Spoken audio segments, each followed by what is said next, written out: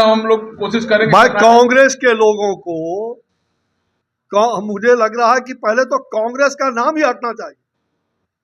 ये कांग्रेस का झंडा, ये भारत का तिरंगा झंडा है। और मैं जनता की आवाज को मैं आपके सामने मुकर कर रहा हूं कि तिरंगा झंडा में कोई भी चिन्ह नहीं लगना चाहिए। नमस्कार, आप देख रहे न्यूज फॉर नेशन और मैं स्वाति पांडे आपके साथ। बिहार में अब झंडे पर राजनीति हो रही है। झंडे पर राजनीति को लेकर के बीजेपी और कांग्रेस आमने सामने खड़ी हो गई है और ये मांग कर दिया गया है कि एक दूसरे के झंडे को बैन कर दिया जाए। दरअसल पूरा मामला आपको बता दें तो कांग्रेस की तरफ से ये मांग उठाई गई है कि बीजेपी नेशनल फ्लावर यानी राष्ट्रीय फूल जो कि कमल है, कमल को अपने पार्टी के झंडे में यूज कर रही है, जिस पर कांग्रेस की तरफ से ये मांग की गई है कि इसे बिहार में और देश भर में बैन कर देना चाहिए। अब जिस पर बीजेपी क्यों भला पीछे हटे, बता दें तो बीजेपी के वरिष्ठ नेता और केंद्रीय मंत्री हैं अश्विनी चौबे, उन्होंने तो ये मांग की है कि हमारा देश का जो झंडा है यानी हमारा नेशनल फ्लैग तिरंगा झंडा जिसका कलर है केसरिया, ग्रीन और व्हाइट, इसे कांग्रेस ने अपने पार्टी का फ्लैग बना रखा है, उसको भी बैन करना चाहिए।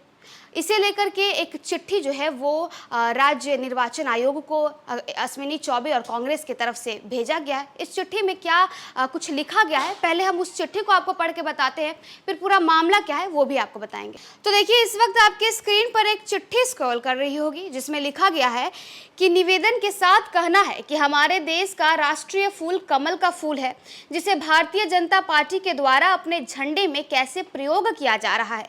किसी भी राष्ट्रीय धरोहर को कोई राजनीतिक पार्टी अपने चुनाव चिन्ह के रूप में कैसे प्रयोग कर सकता है।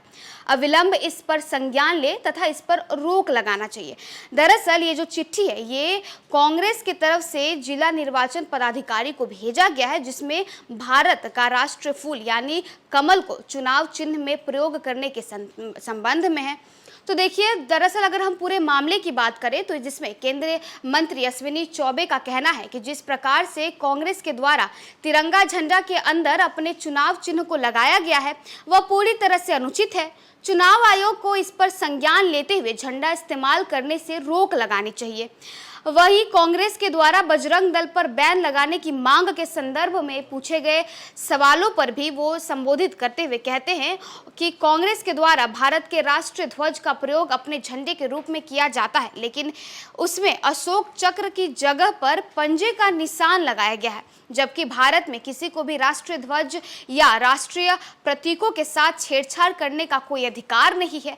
ऐसे में चुनाव आयोग को इस पर संज्ञान लेते हुए तुरंत ही कांग्रेस के झंडे पर बैन लगाना चाहिए।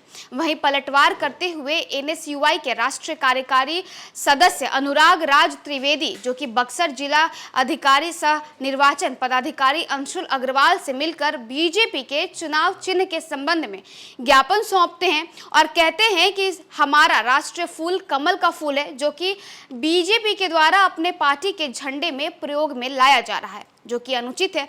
किसी भी राष्ट्रीय धरोहर को चुनाव चिन्ह के तौर पर कैसे कोई पार्टी प्रयोग कर सकता है।